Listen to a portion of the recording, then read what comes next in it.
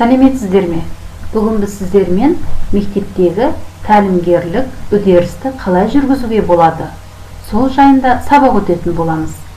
Тәлімгерлік ол тәлім алушы, яғни жұмысқа жаңа кіріскен жас маманды кәсіби тұрғыдан бағыт-бағдар беретін, оның кәсіптік бейімделуіне практикалық көмек көрсететін қызметкердің қызметі. Бүгінгі сабағымызда мен өзімнің жас маман, тарих пәнінің мұғалімі Текенбекова Мөлдірмен жүргізілетін тәлімгерлік үдеріс жоспарымен таныстырғым келіп отыр. Мен бұл жоспарды тәлімгерлікті ұйымдастыру қағидаларын және тәлімгерлікті жүзеге асыратын педагогтерге қойылатын талаптарды бекіту туралы Қазақстан Республикасы Білім және Ғылым Министрінің 2020 жылғы 24 сәуірдегі номері 160 бұйрығын Қазақстан Республикасының Әділет Министрлігінде 2020 жылы 25 сәуірде номері 20-486 болып тіркелген бұйрығын басшылыққа алып отырмын. Жас маманға тәлімгерлік үдерісті жүргізудегі менің мақсатым жас мамандарды педагогикалық жаңашылдыққа үйрете отырып, әдістемелік көмек көрсету арқылы жас педагогтардың кәсіби құзыреттіліктерін дамыту. Кез келген тәлімгер жас маманға тәлімгерлік үдерісті жүргізу үшін алдымен мақсатын қойып алып, одан кейін міндеттерін айқындайды. Сондағы менің міндеттерім жас мұғалімдердің алған теориялық білімдерін іс жүзінде практикада қолдана білуге дағдыландыру, жас мамандардың кәсіби біліктілігін көтере отырып, оқытудың және тәрбиелеудің инновациялық технологияларын пайдалануды үйрету, педагогикалық жаңашылдық үйрету, меңгерту, өмірге енгізу, дамыту. Енді мен жас маманға арналған жоспарымды 3 кезең бойынша түзіп отырмын. Бірінші кезеңде анықтаушылық және диагностикалық деп аталады. Екінші кезең қадағалаушылық және практикалық деп аталады. Ал үшінші кезең талдау, сараптау және нәтижелеу деп аталады. Бірінші кезеңге арналған жұмыс жоспарында менің мақсатым жас мамандарға тәлімгерлік үдерісті жүргізу барысы кезіндегі басымдықты анықтау болатын. Содан күтілетін нәтиже жас мамандарға тәлімгерлік үдерісті жүргізу барысы кезеңіндегі басымдық анықталады. Енді мен анықтаушылық және диагностикалық қадамдағы жұмыстарымды қыркүйек айында атқардым. Бұл жерде мен бекітілген жас мамандардың мәліметтер базасын құрып алдым, яғни бұл жерде сапалық құрам.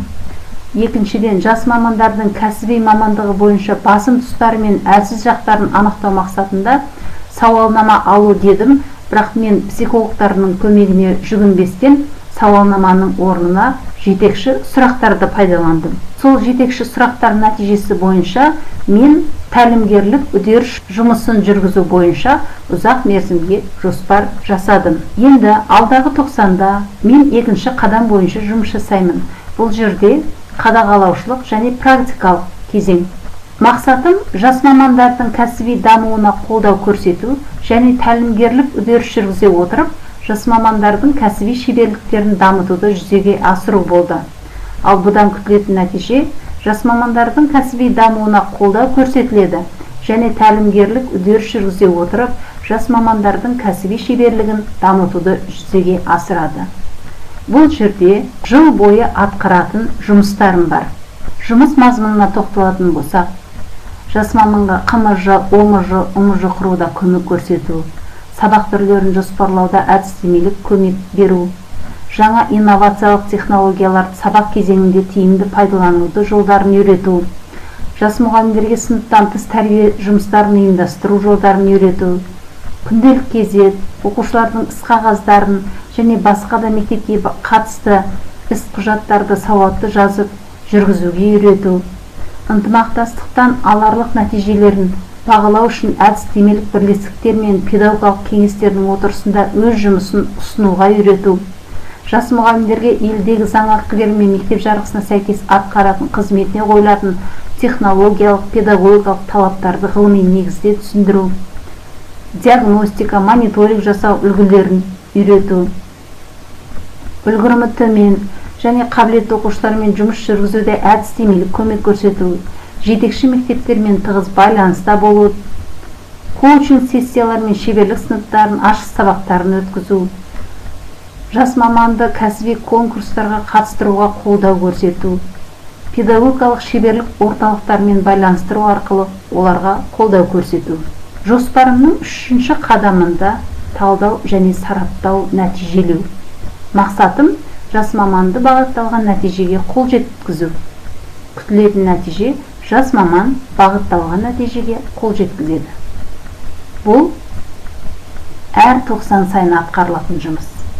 Бұл жерде мен әр 90 сайын жас мамандармен жүргізілген жұмыстарыма есеп беремін. Құрметті әріптестер, менің тәлімгерлік үдеріс жоспарымның жалпы мазмұны осындай. Бүгінгі сабақ сіздерге ұнады деген ойдамын. Назар қойып тыңдағандарыңызға рахмет.